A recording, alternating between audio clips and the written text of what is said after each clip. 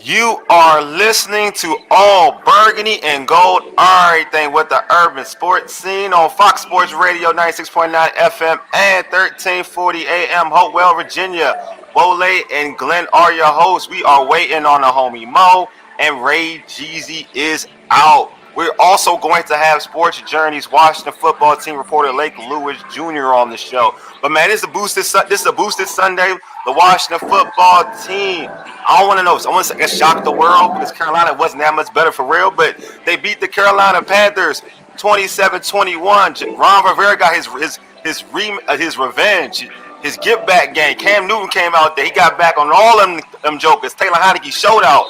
What's good, Glenn? You out there in Carolina? How's the vibe, my man? That vibe out here, Washington fans are pumped up here. It got quiet here late in the fourth quarter with the Carolina fans, man. They left early and Cam couldn't get the fourth down. It's shout out to Ron Rivera going for it on fourth down late a couple times, and scoring, and running the ball. Scott Turner ran the ball today. I mean, I can't even could imagine. He's been listening to this program. And the Washington football team, believe it or not, the Washington football team is a 2-game winning streak, man. Yeah, can't believe it. And to your point, right, like they shocked the world. Ron Rivera got his get back. He feels good. It was definitely a game of emotions. You knew you're mentioning that fourth down play. When he went for it, I said to myself, yeah, he really wants this game. Like that stuff he was talking to the media about, it's just another game. He's not really feeling it. Like it's not that important. It's important to him, obviously, but the emotions aren't that high. It was definitely there. Like he went for it. He was riverboat Ron. You could tell he wanted that football game in the worst way. Yeah, he wanted it in the worst way. And the fans here was hostile. The fans here, the environment here in Carolina, they was pumped up. Cam returning home, excitement. Cam Newton, all three scores was Cam Newton had an involvement in all three scores here in Carolina today. So the atmosphere was great, the fans was great, and the Washington football team was able to pull off the win. And you can see it in the play calling that it was that Rivera didn't want it. That Rivera wanted to get it. That Scott Turner wanted to go. And guess what? That defense stepped up today. And I said it last week on the show. Defense was much better this week without Chase Young. And people can laugh at me and complain, whatever, but the Washington defense really was that good. Didn't really give up any big plays. No big plays, whatever. Secondary was good. You saw Landon Collins had a good game. And then and so it was a good game today. Definitely. You can find this show on Fox Sports Radio 96.9 and FM and 1340 AM, Hopewell, Virginia's Facebook and YouTube page, and on Twitter at 1340 AM Fox Sports. It will also be on the Urban Sports Scene Twitter feed and the Urban Sports Scene's Facebook page. So just search Urban Sports Scene, and you can comment and tweet us all about the show there. If you want to jump on the show, the links are involved within those platforms. But yeah, I love the way the defense played. The defense was dope, was dynamite. I mean, other than like the first drive, giving up another initial scoring drive, but still, they bunkered down. You had so many guys who play well.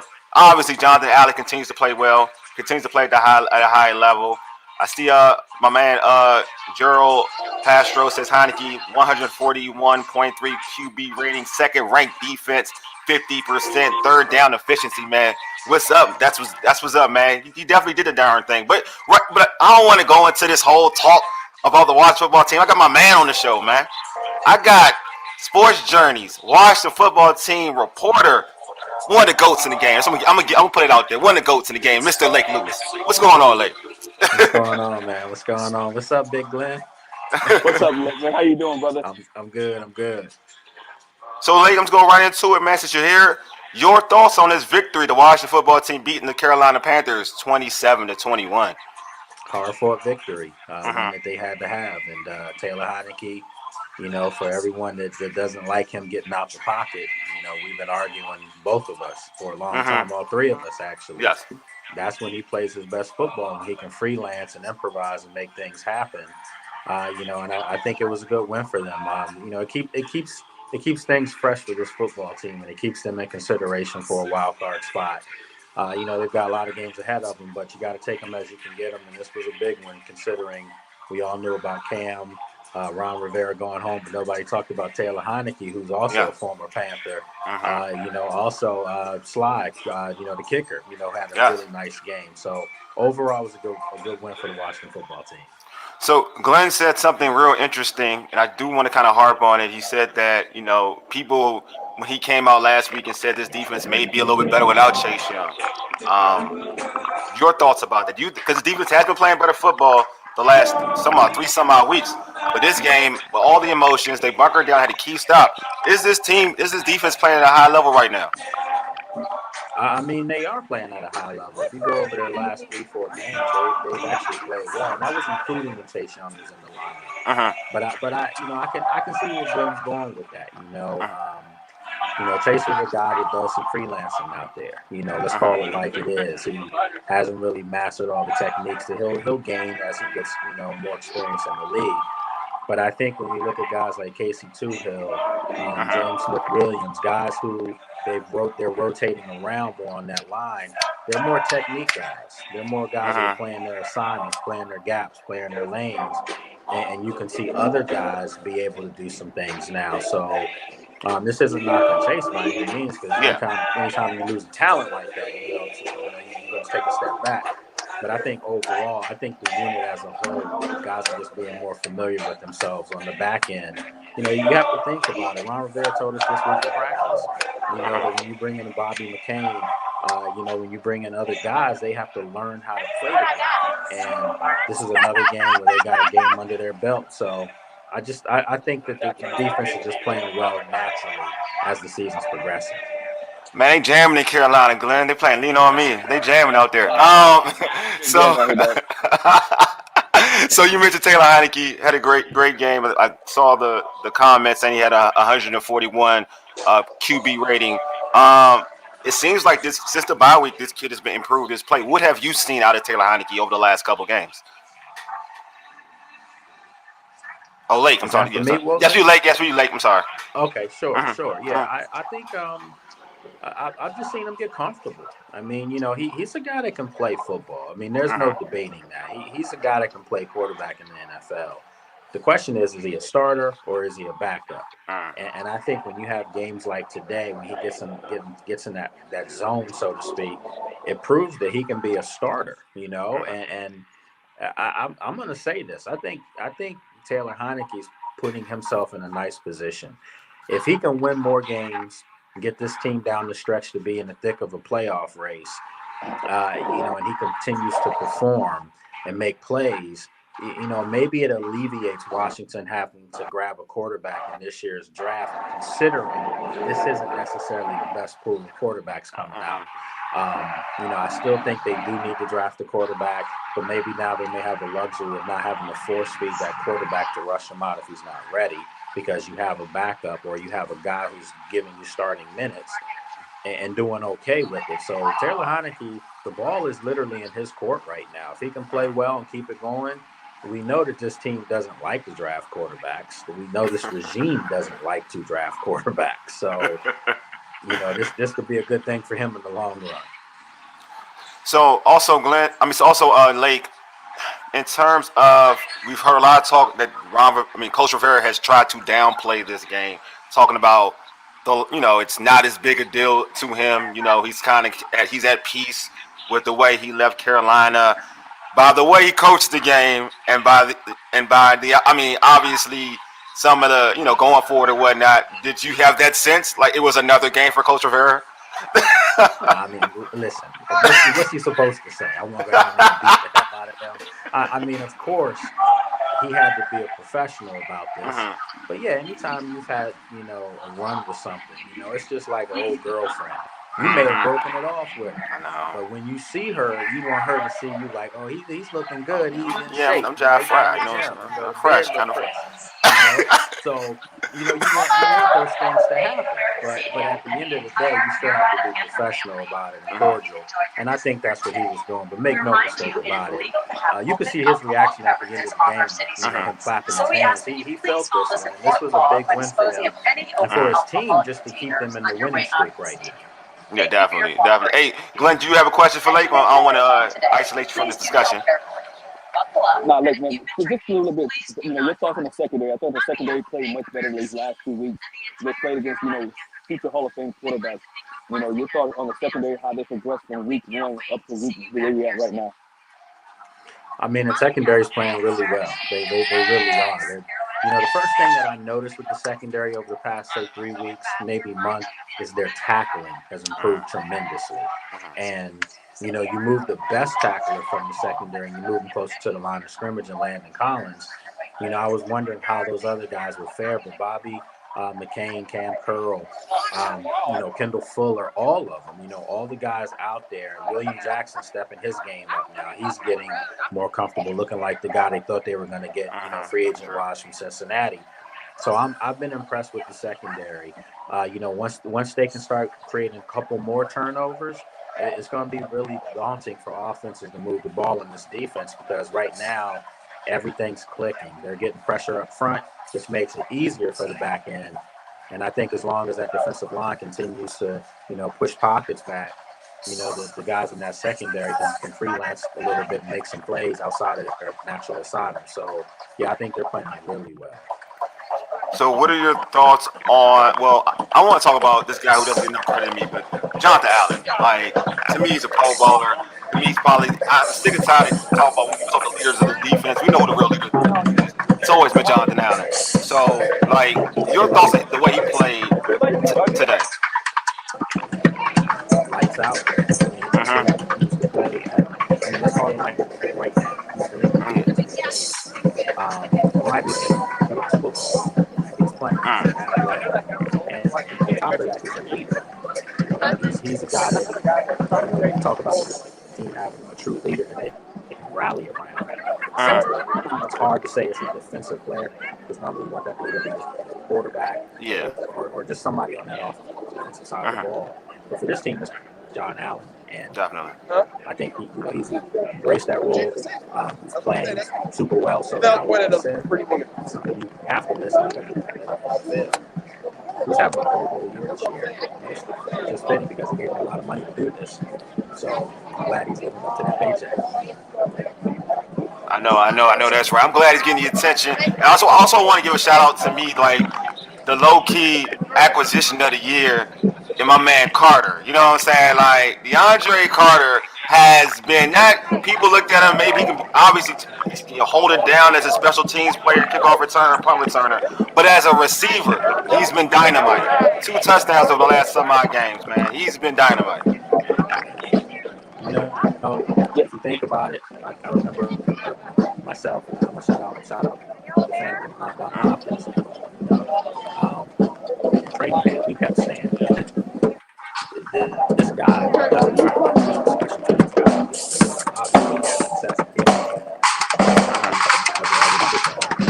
in something that this team was lacking about. So we really needed that. And he was doing that in training camp. He looked comfortable. Obviously, that's a specialty of his. But in the offense, I'm like, this guy is all over the field. They're using him spread out wide in the slot, and he was every time his number was called, he was making plays. And now you see that he's more than just a special teams guy. He's a legitimate wide receiver in the league, and it's just good that when him running with the backups during training camp and mini camp, he got a chance to work with Taylor Heineke. And now you see that Taylor Heineke's very comfortable looking for him. Naturally, that's why he's getting all these touchdowns right now. So he's a big play guy that I think plays into their future going forward as well. Yeah, definitely. And also, I mean, I'd be remiss not to mention, Coach Rick did something cool, did something great to me, and it was kind of remind me of Coach Belichick. Gibson, their RB1 fumbles the football in the first half, gets benched for the rest of the first half. And you can tell that sparked something in him in the second half. To me, that was the best I've ever seen him run. I don't care about yardage. I don't care about 100 yards, whatever. In terms of an actual running back, that is the best. Minus the last play of the last run for the day for him. Minus that last run was the best type of running I've ever seen from him. I want you to talk about what Coach Herrera did and the message he sent by benching him, and second, his performance throughout that game. Well, I mean, he was mad. You can tell he was pissed off about the fumble. Yeah. And maybe we need him to be like that a lot. Yeah, for real. He you know what it was, guys? He stopped thinking. Yes. Somebody probably told him, listen, you got to put that behind you and just run. And I think it was more natural running for him, where he just was hitting the hole. He had pop to it. We didn't see that before the fumble. And I think that when you're before the mistake made, he's just trying to think, where am I running, where am I cutting? Well, you can't play running back like that. It has to be more of a natural, instinctive thing. And I've always wondered, is Antonio truly a featured back because he's a converted wide receiver? And you can see things like the run that Jared Patterson made. That was a running back run. Yes. Late in the game. Yeah. That was a decisive boom. Let's go. And when Antonio does do that, you see why they're high on him as being perhaps their back of the future. But right now, he's got to work on the fumbling, because those fumbles come at critical times, and they're backbreaking fumbles. Today you go back to the Chargers game, in the first game of the season, he fumbled at the team's own 2-yard line. Pretty much gave the Chargers that game. So you have to hold on to the football if you're going to be a feature bell cow type back. Definitely. Okay, so Washington, next Monday night, they have the Seattle Seahawks. They're coming into town. 2-game winning streak. Fans just don't start talking the P word. I think I want them to chill out on that a little bit. But they're going to see Russ. Maybe Sierra will be in town. Who knows? Hopefully Sierra's in town. So what can this team take away from today, or the last 2 weeks, for real, the last 2 weeks, and bring into Seattle? Should they feel confident to say, you know what, we can compete with this team and we should be able to beat this team at home? Oh, Lake, it's for you, bro. It's all you, Lake. You just start now.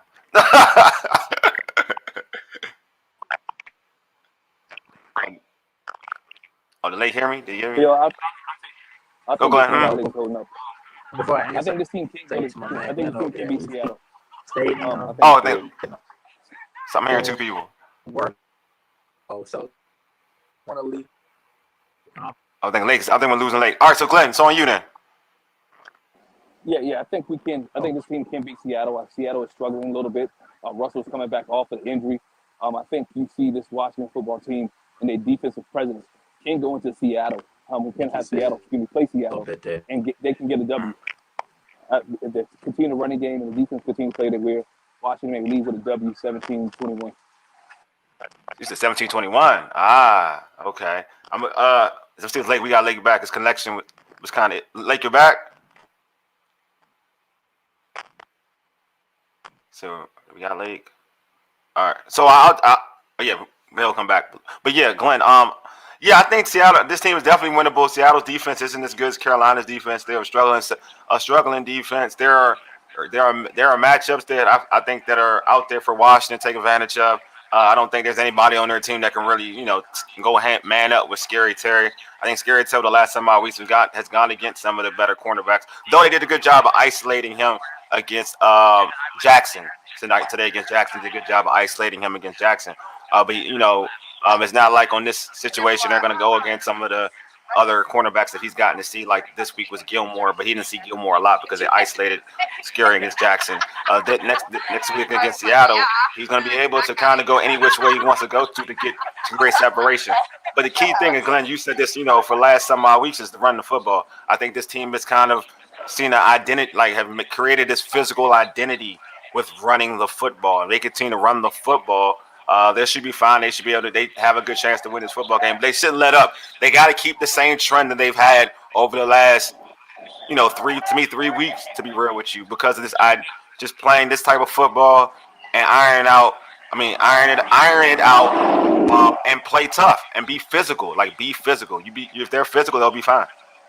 And play smart football. I wanted to chime in on Lake before he left out with Gibson.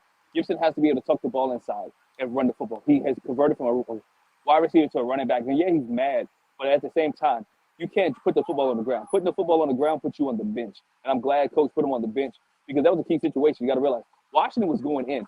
Carolina had not been able to stop their run all day long, getting ready to go in and take the score. Matter of fact, I think that was to tie it up or take the lead, and you fumble the football. It can't happen. Could have been a motivation killer. It could have been also a killer to get Washington, out of the game. Hang on to the football. If this team continues to not turn the ball over, again, don't turn the ball over and they win games. Yeah. Limit turnovers. I'm with you. Yeah, I'm with you, bro. Like, don't turn the football over. Play good football. Okay, my man Gerald. I want to mess it up. They learning they can win. Yeah, they definitely are. They're learning they can win. Taylor Heineke's learning to win football games, which I think it's dope. Like he's learning how to win. He's making big throws when need be. He's doing a lot of things to help this team win football games, and I'm enjoying it. He had a lot of fans weren't a fan of the way he was playing football prior to these last 2 weeks. But I think after the bye week, we all can admit that you're a fan or somebody who's not a biased individual. You can see the improvement in Taylor Heineke. And the bye week has done him justice. But yeah, hopefully this team can continue to trend against Seattle. They're 4-6 right now. There's an opportunity if they, like you said before, Glenn, you got to win these divisional games. There's an opportunity to win another divisional game, a conference game, not divisional game, conference game. Excuse me, the NFC, because you're going against a lot of these teams when it comes to playoff positioning. And again, I don't like talking it, but when you got this opportunity, this chance to kind of put yourself in that situation, there you go. This is the time to do it. Seems like now I'm the solo act. There's no Glenn, there's nobody. But fans, this has been a good week of watching the football team play. Hopefully, the Washington football team beat Seattle. They'll be, they'd be 5-6. We can all be happy together. We can rejoice, because this is good times. Like now, this is progression. Anybody who's seen me and talk about this football team, like I've been annoyed about the lack of competing. Like they haven't been competing. Well, over the last 2 weeks, and to be honest with you, the defense has been competing over the last 4 weeks. To be honest with you, for me, but as a whole, as a unit, over the last 2 weeks, this team has competed at the highest level in terms of knocking off the GOAT and then taking out a former MVP quarterback in Cam Newton who played well. I'm gonna give this dude his flowers. Who played well coming back to the league in week 2, didn't know the playbook and was able to make some big plays for his football team. So I'm gonna give Cam his flowers. That's how I rock. I'm always, because if y'all listened to the show last week, y'all know that I love Cam in terms of what he represents as a quarterback. And he did what he needed. He produced at a high level in limited week of practices with this football team, a new system. He did it, and his defense still showed out and made it difficult, for him to have a good homecoming story. Yeah, and like I don't know what they saw on TV by being there. Cam was cheering the crowd on. He was pumping everybody up. He was excited. He was happy to be back in Carolina. He wanted to continue to show, everybody that he is the man here. So Cam definitely showed that he is the city, and the city is Cam Newton, and they love him. Hopefully, after the season, he can stay here. Because when you look at Cam Newton, all you think is Carolina. I don't think of him to see him in any other uniform but being a Carolina Panther. Definitely. Hey, so, Lake, how did you feel about Cam's performance? I'm glad you're back. How did you feel about Cam's performance? What was your thought of his performance, on his performance? I was impressed, and I'll be honest with you. If the way he started, if they had continued that and this was a blowout, because I would have been saying, why is he not here? But naturally, it worked out in everybody's favor, so that it doesn't have to be discussed. But he still showed he can play football. I mean, there were some throws that were Cam throws. There were some throws that he made that weren't good throws. That were Cam of course, throws. Yeah. But Cam's always found ways to just beat you somehow, and he made plays with his legs when he needed to. Got his receivers the ball. He made a really, really nice throw on the touchdown pass. Yeah. That was a tough pass. Definitely. So he showed that he can play football, and I would think he's going to get better as he gets more comfortable in Joe Brady's offense. Of course, and utilizes the talent that's around him. Definitely. I totally agree with you. So, Glenn and I were talking about the Seahawks game, so I'm going to go back to that. So, the Seahawks game is a big game, obviously. I mean, because all these teams in the NFC are trying to position themselves for the P word. So, I don't mention playoffs for this team, for the P word for this team. How big of a game is this? And secondly, how much confidence should this team have going into that Monday night game?